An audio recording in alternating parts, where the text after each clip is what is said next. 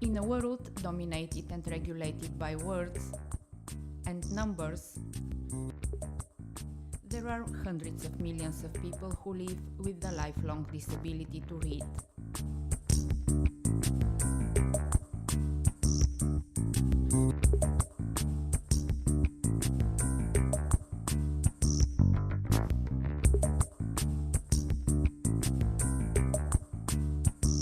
I met her in London, where I was looking for a character for my next film. Lennie runs a festival for dyslexic artists.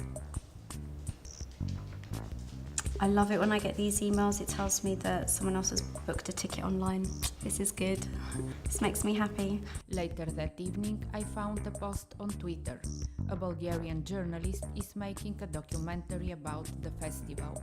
Random but true. From then on, I had an open ticket to Lennie's life.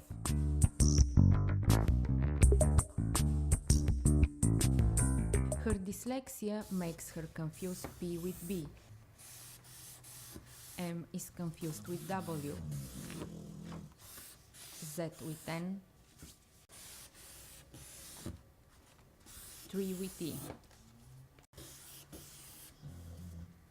I think you suffer more as a child when you've got dyslexia. I think by the time you go into adulthood, you've learned how to either disguise whatever your weaknesses are or to magnify them and use them in a positive way.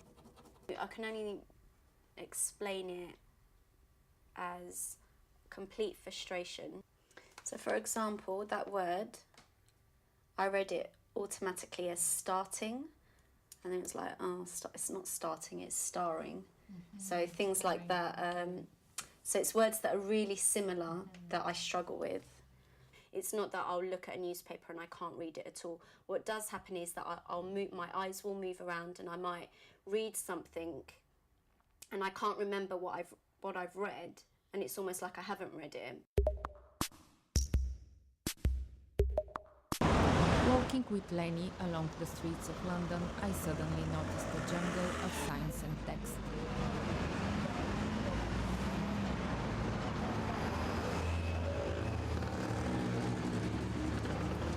For me now, I've just got to a point where I'm oblivious to it, which I think is why I haven't learned how to drive, because I don't want to have the pressure of having to learn all of the road signs. And like sometimes if I see a sign and it says you can only turn left, I will turn right or something. So like it's quite dangerous.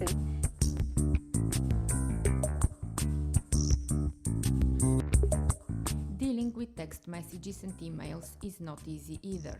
An incorrect date and time meant we almost missed our first appointment.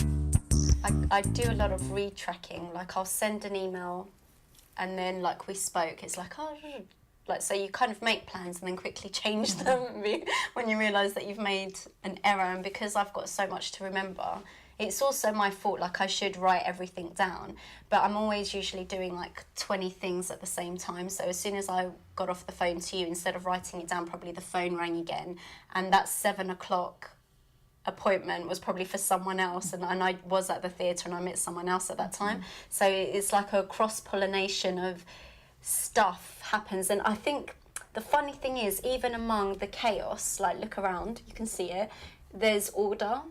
And even though we made that error, we still met up. Yeah. So, so I don't know what the system is, but it works. It's not stupid. How do you do it? I don't know.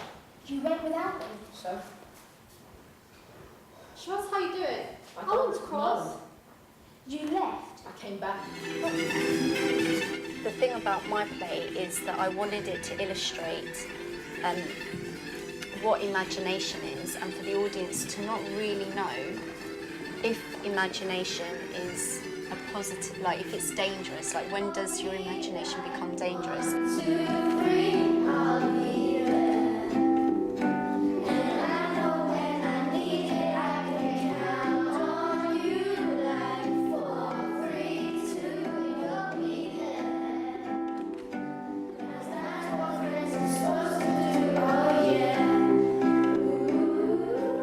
went to America and I was working out there, and I was working with a lot of actors, and we'd devise things and I'd create situations out of nothing, and then together we'd like devise a story and then we'd produce it. And then I thought I really like this free, fresh, almost immediate way of storytelling where you don't have to sit in a quiet space with your computer and think of a story at the beginning and then work your way through systematically, that you could begin telling a story at any point and it should be an active experience. It shouldn't be a solitary experience. Bye. See you, Charlotte. Bye.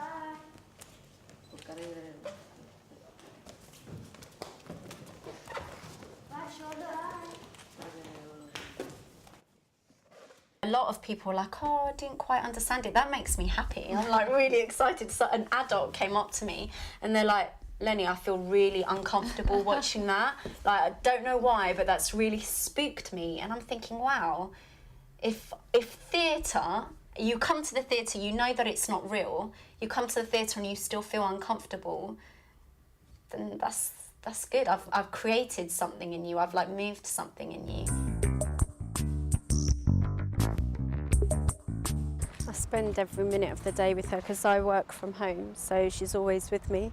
And then when I go to meetings, I try to go to meetings where she can come along as well. She's the company mascot, so everyone knows that where I go, the dog's going to be there as well.